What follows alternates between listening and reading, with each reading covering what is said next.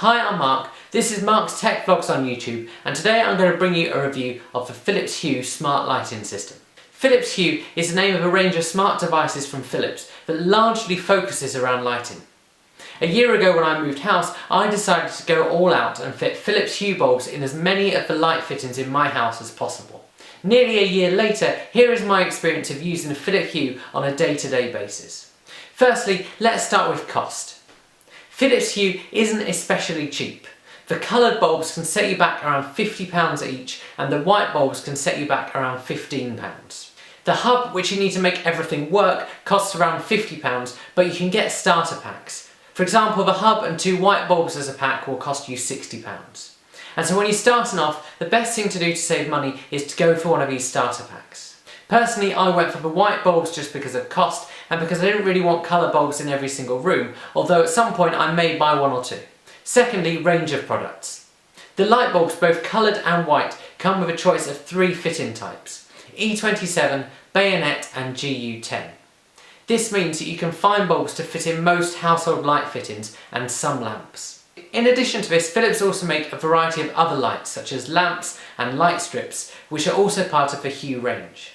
Alongside this, there's also accessories such as motion sensors, dimmer switches and tap buttons available to work with your lights if you don't want to use an app on your smartphone the whole time. Personally, I think there's a really good range of products to start off with, and I hope that in the future we'll see Philips expand to add things like smart plugs and other things to work seamlessly with your smart home.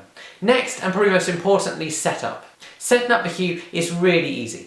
The Hue starter pack and the additional bulbs come with instructions which are really easy to follow to get yourself going.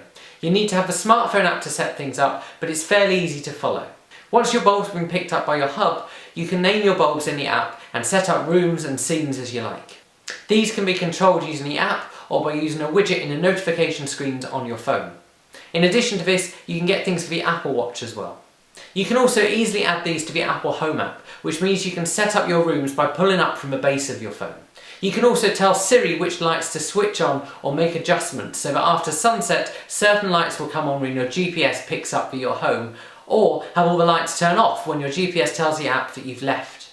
Hue is also compatible with the IFTTT app, which means you could, in theory, come up with all sorts of recipes, such as flashing your lights when someone mentions you on Twitter.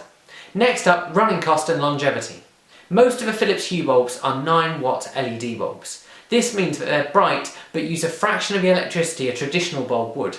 If you're wondering how this compares to kind of your standard energy-saving bulb, they probably use around the same amount, if not slightly less. This means if you're switching from traditional 60-watt bulbs, you'll be saving some money. In addition to this, because LED bulbs tend to last longer, you're going to find that the lifespan of your product is quite a long time. So the question with pricing is, will the Hue pay for itself with the energy you save? Realistically, probably not, unless you've got really inefficient lighting at the moment. But in all honesty, I don't think people are buying the Hue to save money. I think they're buying it because, like me, they like the slightly geeky system where you can turn your lights on and off with your phone. The option to dim the bulbs, however, does mean if you've got them at half light, you might be saving a little bit of electricity as you go along. Next, the app. The thing that is make or break for any smart home accessory is the app that you put on your smartphone to control these things with. The Philips Hue app is Android and Apple compatible, and probably the trickiest thing about Hue to get your head around. Setting it up to start with can take a bit of adjusting, and whilst the app once set up is functional, I find it's a little bit easy to get lost in the menus. But let's take you through the app a little bit. The home section of the app, which opens by default, lets you turn on all the lights in one room, or you can click through to turn on individual lights. You can also easily turn off all the lights in your house with a click of a button, or turn them all on.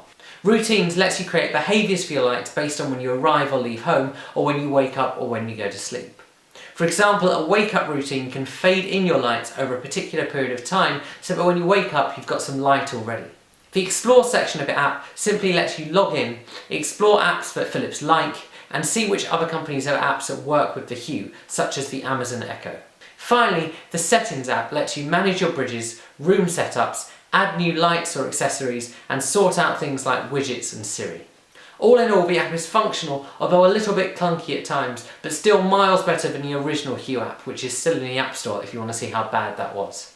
Personally, on my iPhone, I prefer using the Apple's Home app on a day-to-day basis because it's much easier to use and easier to adjust your lights. It also has the potential to have all of your smart devices in one place. So what's my overall opinion of the Philips Hue?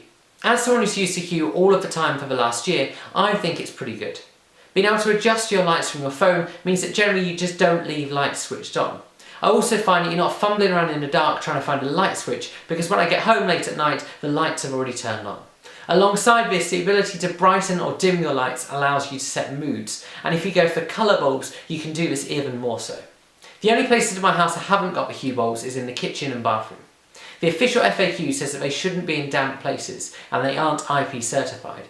But if you look around online, you'll find people who have put them in bathrooms with no problems. And the motion sensor, I believe, is IP certified, so actually that in a bathroom could be really useful, especially at night. The bulbs are also a little bit confusing for your house guests to start with, if you haven't picked up additional Hue switches. But actually, if you want to override one of the lights, it's as simple as turning your light switch off and on again. And so your guests can just treat your lights like normal lights. I also find that very occasionally my lights don't respond, but actually this happens incredibly rarely, and there's very few bugs in the Philips system. Overall, whilst a little bit expensive, the Philips Hue is great. If you have more money to play with, then coloured lights and strip lights could be really fun for creating some nice ambient feels in your rooms. It's a shame there aren't candle bulbs yet for lamps, but I hope Philips will continue to develop this awesome product with more accessories and more bulbs as time goes on. I hope you guys have found this video helpful. Please like this video and subscribe to my channel. And if you've got any questions about the Hue and what it's like to use it every day and things I haven't covered, then do ask them in the comments and I will try and answer as many of those as possible. See you guys soon.